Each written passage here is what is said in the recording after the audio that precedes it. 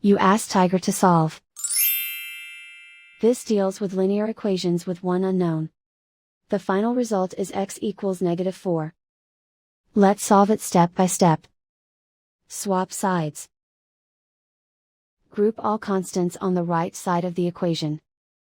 Subtract 9 from both sides.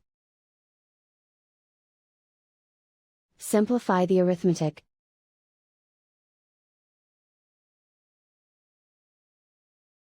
Isolate the x.